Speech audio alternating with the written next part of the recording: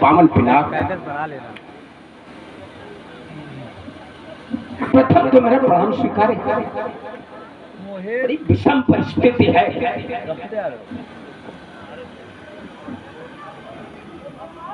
बड़ी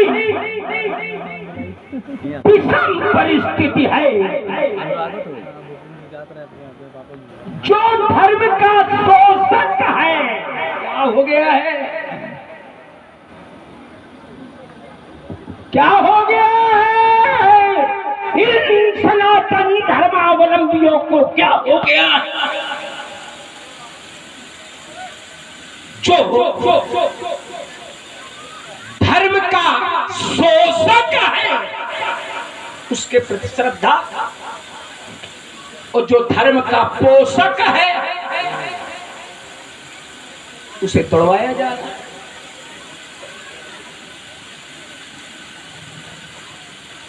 जो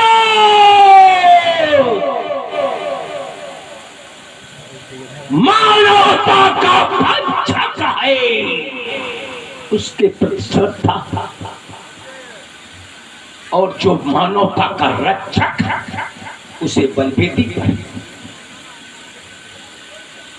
क्या हो रहा है?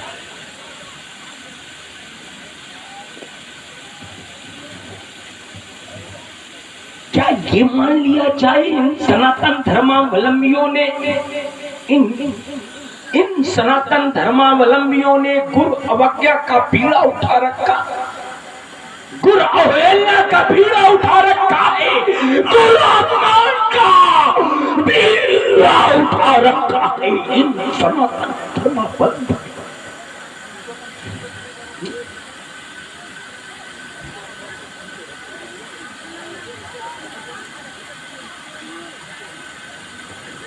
जगत गुरु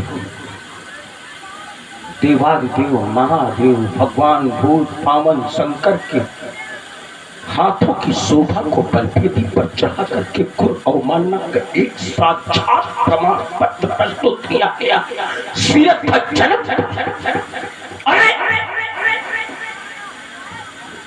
अरे इस मिट्टी,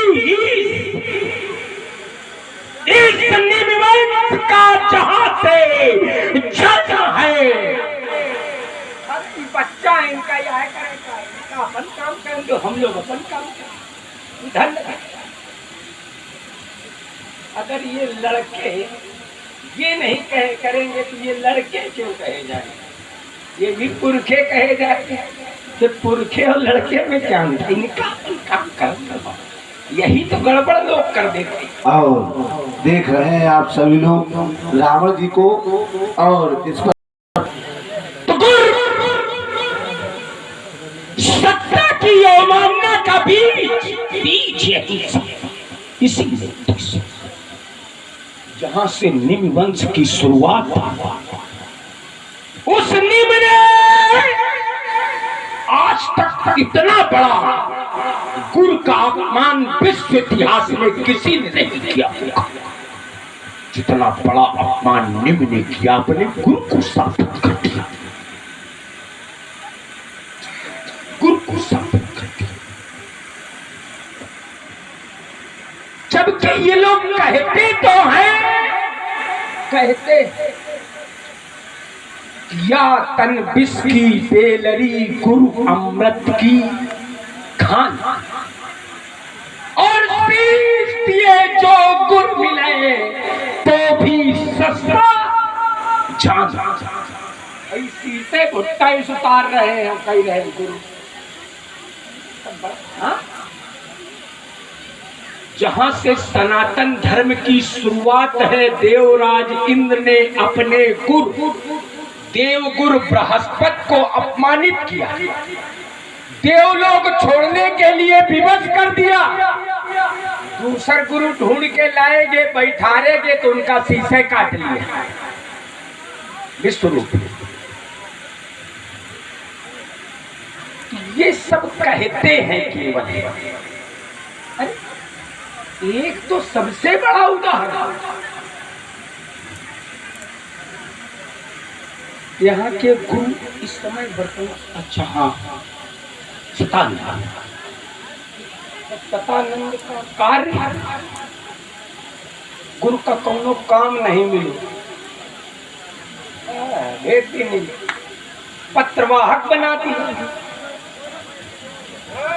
गुरुओं से जब पत्रवाहक का कार्य लिया जाएगा तो गुरु सत्ता पर गुरु का कहना का चेलन का कहना, बस सब मैं कहने के लिए भी बस कि घर जाए तो बातें बड़ी बड़ी, गुरु ब्रह्मा गुरु विष्णु गुरु देवो महेश्वरा, और काम पत्राचार विभाग सौंप दिया गुरु को।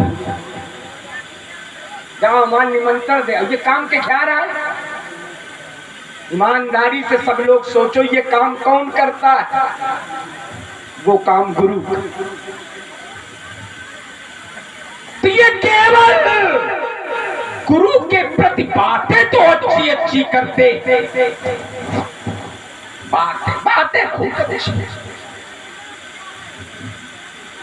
केवल बातें। तो अब मैं कहने के लिए भी बस हूं कि कर जाए तो खून पर बरसे ना एक, ये कोरा हिमान इन मेघों में है, यहाँ जो कहा सो किया, जो दिया सो दिया, ये करल और गुमान इन मर्दों में है।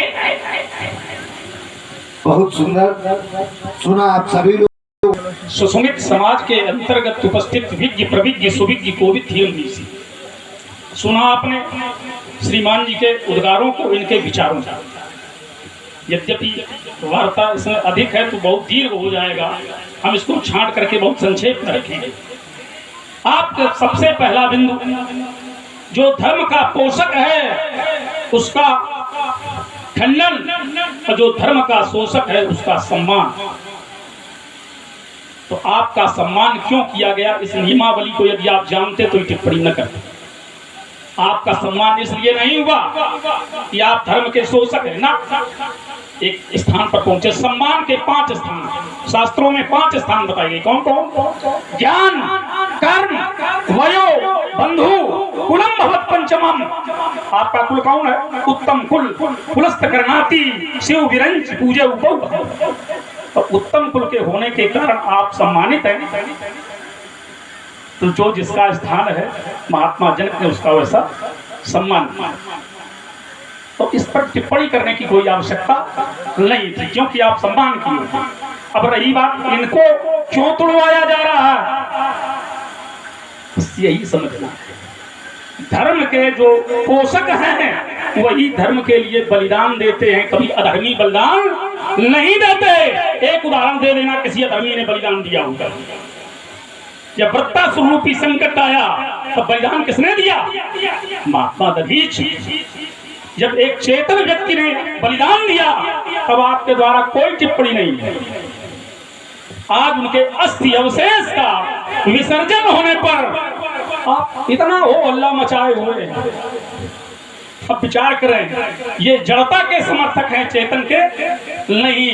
इतने संवेदनशील हैं, आप समझ सकते हैं ये संवेदनशील है कि संवेदनहीन है। यह आप खुद चुन लें। जो जड़ का समर्थक है लेकिन चेतन का समर्थन नहीं करता, वह संवेदनहीन है, संवेदनशील नहीं। तीसरी बात आपकी सीधी सी है, आप गुरु सत्ता पर चोट कर रहे हो। पत्रवाहक किसको बनाया गया? सतानंद को। तो ये जान लेते अगर नियमावली तो कभी टिप्पणी न करती। जब किसी महात्मा को बुलाया जाता है तो पत्रवाहक महात्मा ही होता है। साधारण पत्रवाहक वहां नहीं भेजे जाते। यदि लोक व्यवहार के लिए सदानंद को भेजा गया होता तो आप टिप्पणी करते। तो इसलिए महामुनि को बुलाने के लिए सदानंद को भेजा गया तो ये आपकी टिप्पणी नहीं बनती है। इसलिए श्रीमान जी हर नियमावली को जांच परख करके आप बोले। आपने कई बातें रखी, हम केवल एक बिंदु से इस बात को काटते।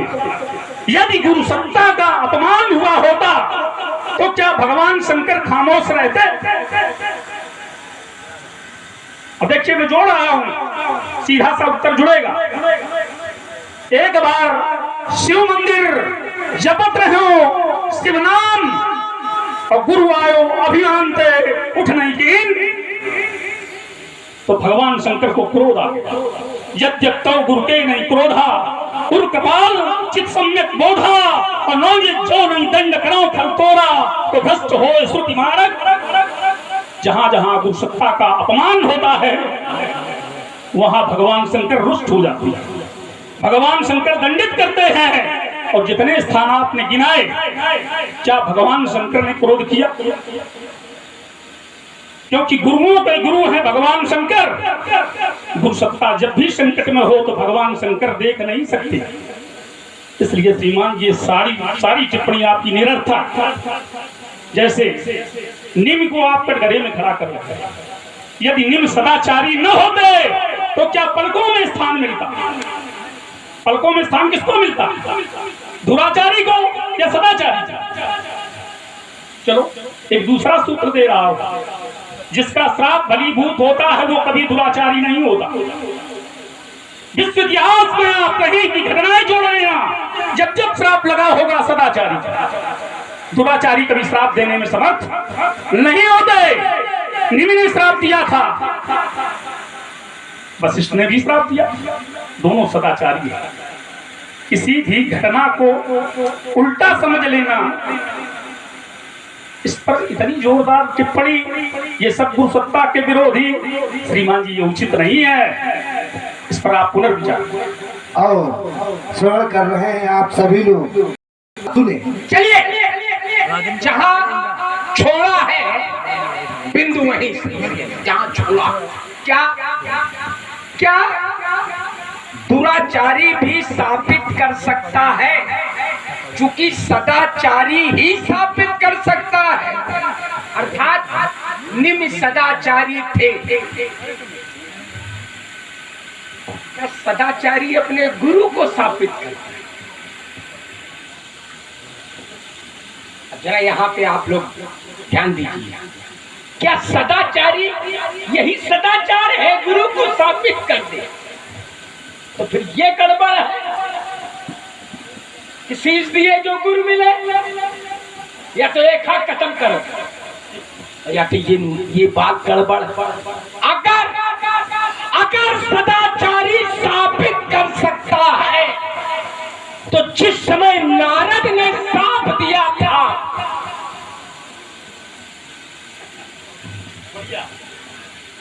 अच्छा या तो ये, अब तो बात ये है, या तो वो सदाचारी नहीं थे क्योंकि उन्होंने साबित नहीं किया, तो कहो क्यों सदाचारी नहीं?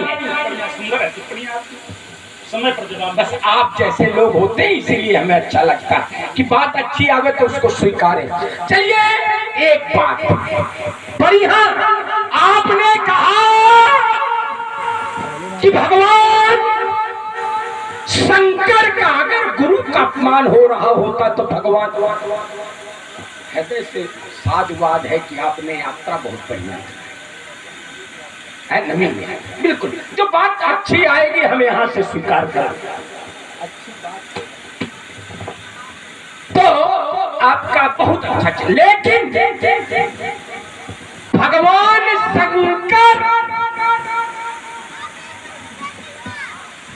जहां उनका अपना अपमान हो रहा होता, अपना दक्ष के यहाँ अपना विरोध कर देते का दक्ष का यज्ञ हुए नहीं, तो वहां वो विरोध नहीं करते हैं। एक बात, छोटी छोटी बातें ही हो तो अच्छा लगेगा। हाँ, एक बात और कही गई कि ये सदाचारी ही तो आगे बढ़कर राष्ट्र के लिए अपना बलिदान देते हैं, और जब एक चेतन ने बलिदान दिया तो शब्द में गड़बड़ तो नहीं? बिल्कुल सही। अच्छा, तो इनका आप जड़ मान गए, और आप जैसे लोग जब जड़ कह देंगे हम समझेंगे सब जड़ भी जाए। चलिए कह रहे कुछ चेतन का जब अपमान हुआ या उन्होंने बलिदान किया, चूंकि वो स्वेच्छा से अपना बलिदान दे रहे थे, उनसे देवता मांगने गए थे, उन्होंने स्वेच्छा से कहा था आप हमारी अस्थियां ले गो और उसको वज्र का निर्माण कराओ। वो स्वेच्छा से काहे राजा जनक पूछे अल्पविराम। देखिए सबसे पहली चोट आपकी क्या थी?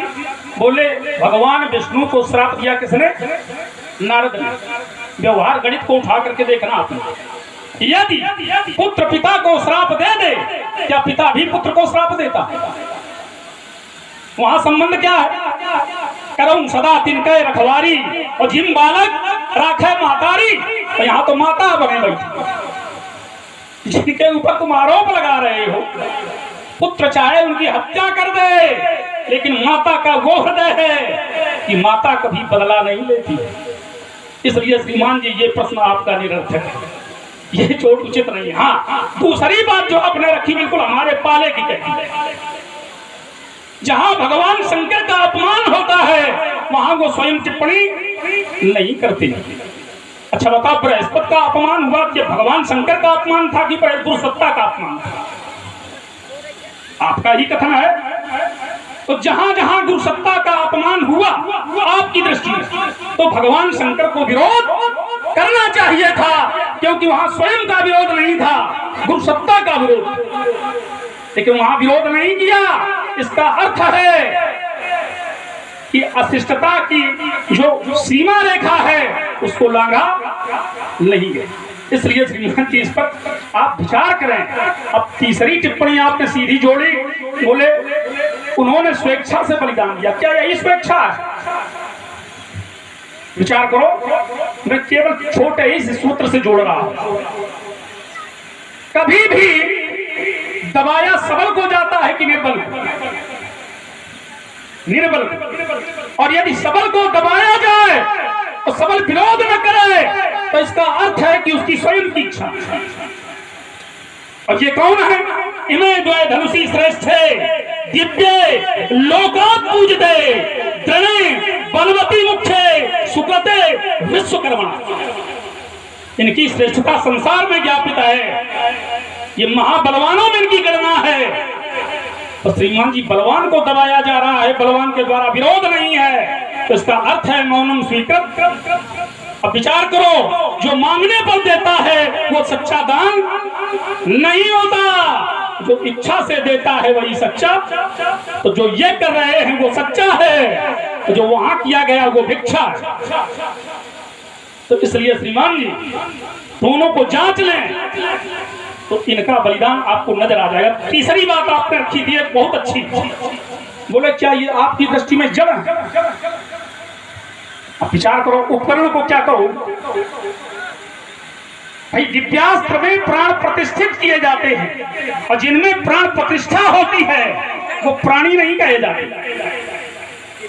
इसलिए श्रीमान जी ये टिप्पणी उचित नहीं है। आप समझे, गड़बड़ हो गया। और संभालो, जिसमें प्राण प्रतिष्ठा होती है, एक आई न का फैलाव रहता है कि जिसमें प्राण प्रतिष्ठा होती है वो जड़ होते, जिसमें प्राण प्रतिष्ठा होती है वो जड़ होते। ये तो गड़बड़ हो जाए। कैसे? जितनी भी मूर्तियां सब में प्राण प्रतिष्ठा, ये जड़ है।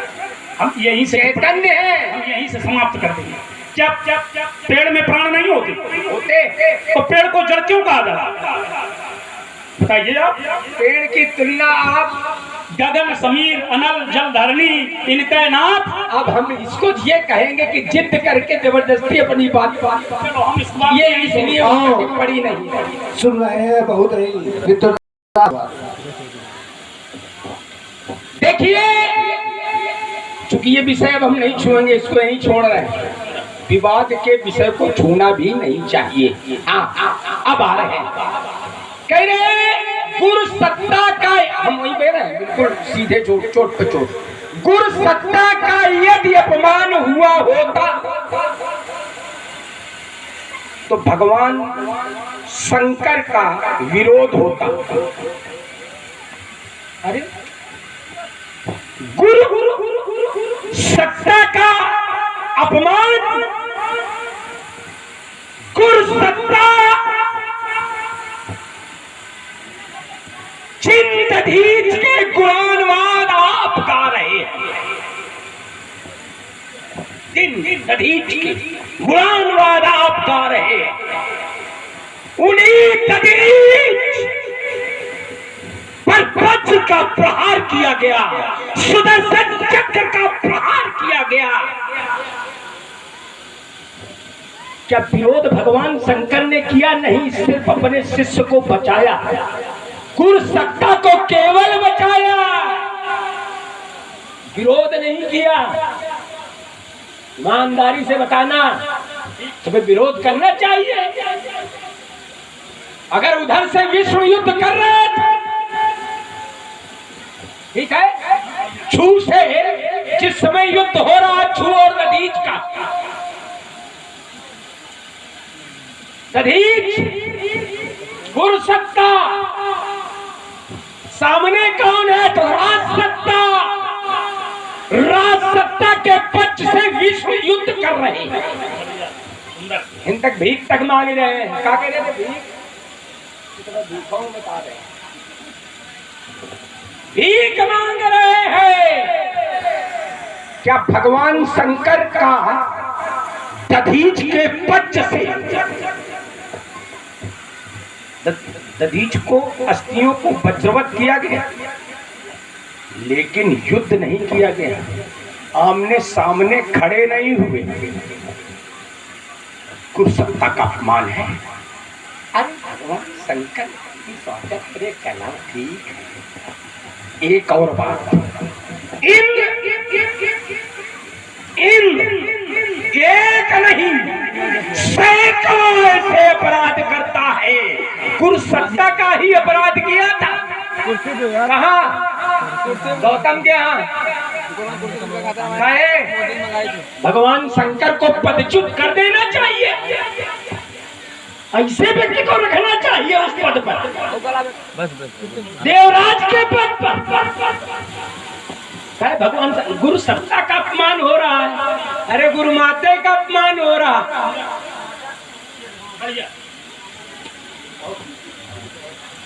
अब हमारे विराम करके बस यहीं से देखिए, बड़ा बढ़िया प्रहार किया गया, दोनों को समझाया। राजा छू और दधीच में विरोध था, एक को गुरु सत्ता गिना रहे हैं आप। संबंधों को भी आप ध्यान में नहीं रखते।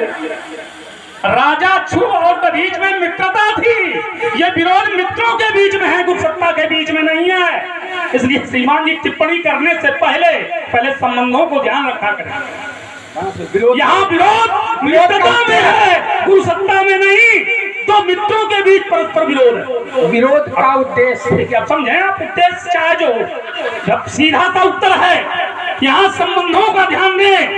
विरोध किसमें है? मित्रों में कि गुरु सत्ता में? इसलिए श्रीमान जी टिप्पणी करने से जहां से उत्तर आवे, वहीं से उत्तर आवे तब तो अच्छा लगे। हाँ, अब एक बड़ा अच्छा प्रहार किया आपने। ये तो आपके विरोध है में। जिस समय गौतम की पत्नी के साथ छल किया इंद्र ने, अनुचित किया, दंडित भी किया गया। भगवान शंकर ने दंड नहीं दिया, तो क्या दोषी आप शंकर को समझ रहे? तुम ये भी ध्यान भूल जाते हो कि हम किस पर दोषारोपण कर रहे हैं। दोषारोपण, हाँ, जब गुरु के द्वारा दंड दे दिया जाए तो उच्च गुरु सत्ता को दंडित करने की आवश्यकता नहीं है। सबसे पहले महात्मा गौतम के द्वारा दंडित कर दिया गया। दूसरा दंड समाज के द्वारा, और समाज के द्वारा तो ऐसा दंड दिया गया जो विश्व इतिहास में प्रसिद्ध है। सो परनार लीलार गोसाई और तजो चौथ, पूरे वर्ष में केवल एक चौथ है जिसमें चंद्रमा की पूजा होती है। अन्यथा देखना भी वर्जित है। इसलिए श्रीमान जी विरोध करने पर इतना संयम न खोमें कि आप भगवान शंकर को ही आरोपित कर दें, भगवान शंकर को ही खटगरे में खड़ा कर दें। इसलिए श्रीमान जी इस पर सम्यक विचार करें। और आप है देवा पंडित जी जलगांव। हमने भगवान शंकर पर कोई आरोप नहीं लगाया। आपका कथन था जब गुरु सत्ता पर आघात होता है, हमने भगवान शंकर को बचाया।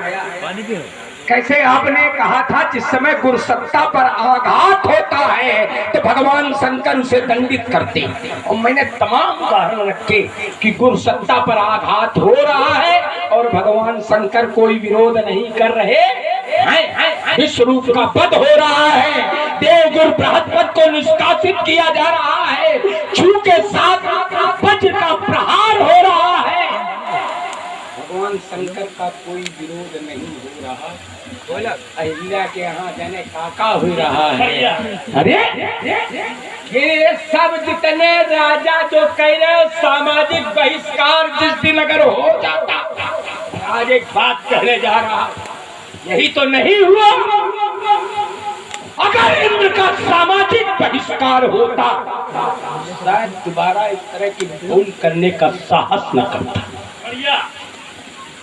लेकिन सामाजिक बहिष्कार नहीं हुआ तो इंद्र ने किया तो फिर चंद्रमा कर दी। वो भी माता के हाथ, वो भी माता के हाथ, ये हद हो गई। तो फिर समस्या यही है कि विरोध सामाजिक होना चाहिए।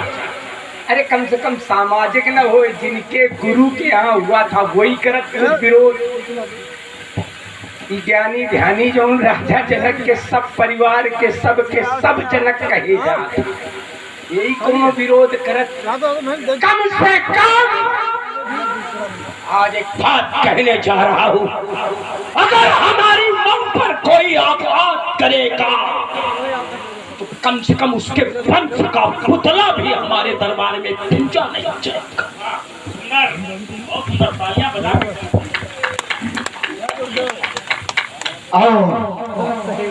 प्रभावित हुए श्री अजय जी त्रिवेदी। यहाँ सब स्वस्तिना इंद्रो पढ़ी रहे। ये पढ़ कौन रहा?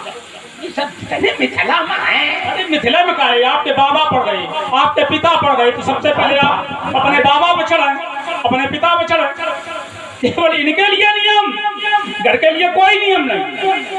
तो हमें लगता है कि तुम नियमावली में गड़बड़।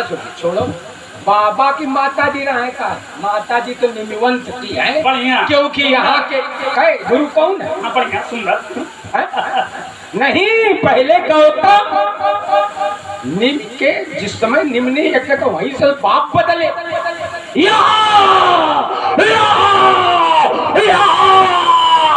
दोस्त भी नहीं बदले जाते लाख दूरी होने पर। यहाँ दोस्त भी नहीं बदले जाते लाख दूरी होने पर। और ये लोग बाप तक बदल लेते हैं एक मुराद ना पूरी होने पर। चलो भी यही से उत्तर हम कर देगा।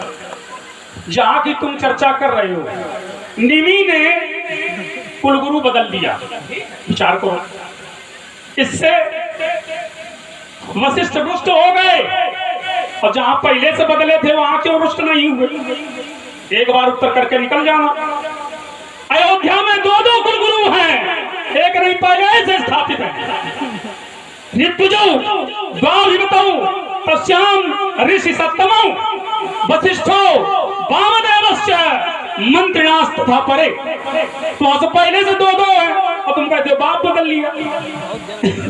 जहां पहले से ही दो ऋत्विक, वहां वशिष्ठ का कोई विरोध नहीं, और जिन्होंने कुछ काल के लिए दूसरा आचार्य बना लिया वहां विरोध। इसलिए श्रीमान जी टिप्पणी बहुत सोच समझ करके किया करो। हमने स्पष्ट कहा था, जहां जहां गुरु सत्ता पर प्रहार होता है भगवान शंकर विरोध करते। यदि नहीं कर रहे हैं तो इसका अर्थ है कि अवमानना की पराकाष्ठा लांघी नहीं गई। और जिनकी तुम चर्चा कर रहे हो, क्या इंद्र को दंडित नहीं किया गया? बोले सामाजिक बहिष्कार होना चाहिए। विचार करो, इस कर्म के करने के बाद क्या इंद्र मुख दिखाने लायक रहे?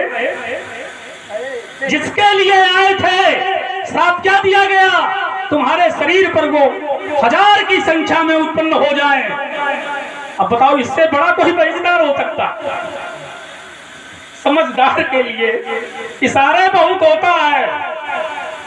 इसलिए श्रीमान जी, सामाजिक बहिष्कार चंद्रमा का, सामाजिक बहिष्कार इंद्र का। अब क्या तुम चाहते हो? यद्यपि ये विषय सनातन धर्म का मंच के माध्यम से नहीं आना चाहिए, क्योंकि विधर्मी वैसे भी कमियां ढूंढ रहे हैं। हम इसको अधिक कहना नहीं चाहते, इसको इस धर्म मंच से अधिक कहना नहीं चाहिए, लेकिन फिर भी यदि आप कह रहे हैं ये लीलाएं हैं, लीलाओं पर टिप्पणी नहीं की जाती है, क्योंकि अहिल्या के साथ जो हुआ ग्रंथकार ने स्पष्ट लिखा, मतिम चकार दुर्मेधा देवराज कुतूहलात्। अहिल्या ने जान करके कि ये मुनि वेश में साक्षात इंद्र है, और फिर भी इंद्र के साथ समागम किया, किस केवल इस कौतूहल से कि देवताओं का राजा मुझे चाहता। अब बताइए दोस्त किसका? इसलिए ये छुपी हुई बातों को इंद्र का, हाँ बढ़िया, नारी का कोई दोष नहीं। वो का नारी वहाँ गई थी, हाँ आया कौन था? समझो, आया इसे जबरदस्ती घुमाने की। रुको, आप बात कही के रुको। चलो काहे? हाँ सीधा जान गई। जब जान गई, अब एक विचार करना, सती नारी को आज तक कोई छल पाया हो? जैसे मैं एक उदाहरण दे रहा हूँ, जिस समय अंधा भगवान शंकर का अभेद बना करके और माता को छलने गया, माता जान गई, भगवान विष्णु का आवाहन किया कि जिस गांधर्वी विद्या के माध्यम से इसने मुझे छलने का प्रयास किया है, उसी विद्या का प्रयोग करके तुम इसकी पत्नी का सतीत्व नष्ट कर दो, जिससे इसका वध हो सके। तो इस प्रकार से जहां जहां इस तरह की, भाई रोको, छोड़ो, देखो नकद ले। ये क्यों हुआ? आजकल बता रहा हूँ क्यों। ये किसकी पुत्री है? ब्रह्मा। जरा देखिए ये क्यों हुआ? जबरदस्ती, केवल और केवल इंद्र की गलती, अहिल्या की कोई गलती नहीं। जरा देखे, ब्रह्मा की पुत्री है अहिल्या। अहिल्या का स्वयंवर रखा गया, हर देवता इच्छुक था, इतनी सुंदर थी अहिल्या, परम सुंदरी, विश्व की सर्वांग सुंदरी अहिल्या। सारे देवता चाहते थे मेरे साथ वर्ण हो जाए। अहिल्या स्वयं भी चाहती थी कि देवराज के साथ मेरा वर्ण हो, और देवराज चाहते थे हमारा अहिल्या के साथ वर्ण हो। लेकिन वहां एक शर्त रखी गई कि जो पूरे ब्रह्मांड का 7 चक्कर लगा कर आ जाएगा, सबसे पहले उसको अहिल्या सौंप दी जाएगी। सबकी मनोकामनाएं दूसरी हो गई, सब अपने अपने वाहनों से दौड़ने लगे। गौतम भी उस परीक्षा में अपना प्रश्न पत्र लेकर के पहुंचे। गौतम ने सोचा, ये लोग जब दौड़ रहे तो हमारा कहाँ, हम कहाँ घूमे पहले, भगवान की कहाँ 7 परिक्रमा। बेचारे निराश होकर अपने आश्रम में लौट गए। लेकिन एक श्यामा गाय जिस समय, क्या बात है, पढ़े दी जय भगवान की, आपने यात्रा करा दी, इसलिए हमने आपके यहाँ कुछ लोग हमारी यात्रा करवाते, और खासतौर से आप जब बैठ जाते हो तो यात्रा अपने आप लंबी हो जाती है। आपने बात कह दी, अब हमें कहने में थोड़ा संकोच होगा, लेकिन कहेंगे जरूर कि गाय ब्याह रही थी, उसका मुख बाहर था, दो मुही गाय हो जाए। जिस समय गाय दो मुही हो जाए, एक मुख उस तरफ को और एक मुख इस तरफ को, उस समय जो उसकी परिक्रमा करे तो ब्रह्मांड की परिक्रमा के बराबर परिक्रमा। 7 परिक्रमा गौतम ने उसी समय लगाई। प्रणाम स्वरूप गौतम को अहिल्या मिल गई। ई दो जने अपन मन में सोच के रही और प्रणाम जो शर्मिला को चूका ना। तो बात ये है, अब यही तो बात जब ये है तब रावण करे। अब जरा बताओ, या है काम रावण करे तो पापी, ठीक आई करे तो देवता। क्या सुंदर उत्तर है। अब विचार करें आप। अरे हम विचार करना चाहिए सीधा सा देखिए, इस बात पर सीधा सा ऐसे नहीं चलेगा ना। मुनि वेशम सहस्त्राक्षम विज्ञा रघुनंदन, ये कौन कह रहा है? महामुनि की वचन है कि मुनि वेश में इंद्र को पहचान करके अब केवल एक ही प्रश्न उछाल रहा हो। विचार करना, जब अहिल्या पंचकन्या में है तो फिर दोषी क्यों? बढ़िया, ये अयो प्रश्न लाई क्या है? क्यों पंचकन्या में है? पंचकन्या में 5 पति बनाने का अधिकार है कि नहीं? है, लेकिन फिर दोष क्यों? भाई बात कही के रूप हम जानते हैं वर्तमान के सबसे सक्षम है नहीं कोई जोड़। अच्छा, ये चोट देवन पे हो रही इसलिए तो सही चलिए, बढ़िया बात है, बहुत अच्छी बात कि जब वो पंचकन्या है तो उसको दोष नहीं लगना चाहिए। लेकिन पंचकन्या 5 पति कब कर सकती है? जब पहला पति मर जाए। जिंदे में थोड़ा हो गया, उत्तर हो गया। पति जीवित था और फिर भी दूसरे पति से संपर्क किया। बताइए वो नारी प्रशंसा योग्य है कि निंदनीय है? यही तो उत्तर चाहते थे, आपने अपनी बात से ही उत्तर कर दिया। दोषी अहिल्या ना कि इंद्र। पुरुष चाहता है कि नारी को व्यभिचारी बना दे, लेकिन नारी का धर्म क्या है? ये ईमानदारी नहीं, यही ईमानदारी है। हम तुमको बतावे क्या ईमानदारी है। ना कन्या वरैते रूपम, सुंदर कन्या वरैते रूपम, बहुत सुंदर। नारी पुरुष मनोहर निरखै नारी की नियमावली है। तो अगर वो दाढ़ी बाबा का छोड़ के इंद्र की तरफ देख रही, चलो यही समस्या है। यही मैं कहता हूँ कि हमारे यहाँ कोई यही से उत्तर है, ऐसे नहीं काम चलेगा। देखिए, ये सामान्य लोगों के लिए नियम है, विशेष लोगों के लिए मैं उत्तर कर रहा हूँ। रूप पर ध्यान नहीं दिया गया। जिस समय माता के सामने विष्णु की प्रशंसा की जा रही है, भगवान शंकर की बुराई की जा रही है, तो क्या कहा माता ने? महादेव अवगुण भवन विष्णु सकल गुणधाम, लेकिन जय कर मन रम जाय संग। अगर रूप पर ध्यान देती तो क्या माता भगवान शंकर का वर्णन करती? जोगी जटिल अकाम मन नगन अमंगल वेश। इसलिए विशेष करके रूप नहीं है, स्वरूप ना। इस पर समझो, रूप और स्वरूप में अंतर है। जो स्वरूप देखता है वो रूप को नगण्य नहीं समझता। जैसे जो स्वरूप शिव मनमानी स्वरूप को, तो माता ने भगवान शंकर का स्वरूप देखा, रूप नहीं। रूप पर रीझते हैं साधारण और स्वरूप पर रीझते हैं विशेष। इसलिए श्रीमान जी, रूप का यहाँ नहीं कोई महत्व नहीं। ये नहीं, ईमानदारी वहाँ तो है कोटि। यही मांगे थे। वो स्वरूप और रूप की बात ही नहीं है। वहाँ तो बिना शक्ति के ब्रह्मधूरा है, बस मुख्य चीज है। वहाँ विषय अलग है, उसकी तुलना आप यहाँ से न करें। देखिए ये वहाँ वो शक्ति है, वो शक्ति है और ब्रह्म की आदि शक्ति है। क्या है? बढ़िया सुंदर, ठीक है। आदि शक्ति जही जग उपजाया, तो जब वो तो विषय अलग है।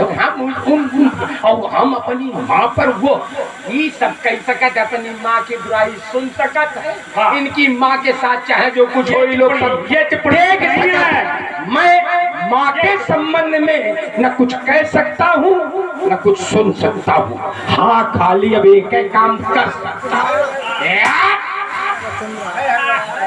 अरे ये टूटेगा चापे बाड़ा मिथिला में, यह हो तो जरूरी है।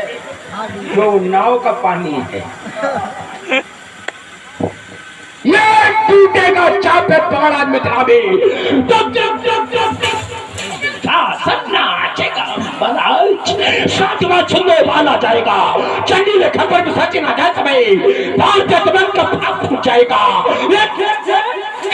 चंदास मेरी तो शत्रुओं के रक्त का नाला बह जाएगा। जय क्रोध की कराल ज्वाल, जय सन्मुख है प्रगटार, सुबटों के सोनित की सरिता बहाऊंगा। जय के ये ठाठ और हिप्पराओं में रुंडों के ढेर हाथ लगा के दिखाऊंगा। अपनी कलाओं को प्रगटात करके मैं योगिनी पिपासी को रक्त में पिलाऊंगा। ऐसी ना करो तो शपथ दुर्शंकर की ये अस्त्र सत छानिया ही बाण में दहाऊंगा। तक तेरे मस्तक पर काल बन करवाई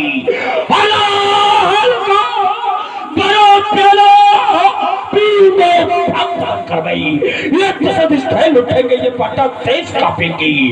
हिमालय हो धराशाही कल वो तंड की शक्ति अलौकिक है। पलटवान भूतल पर करुणा चंद्र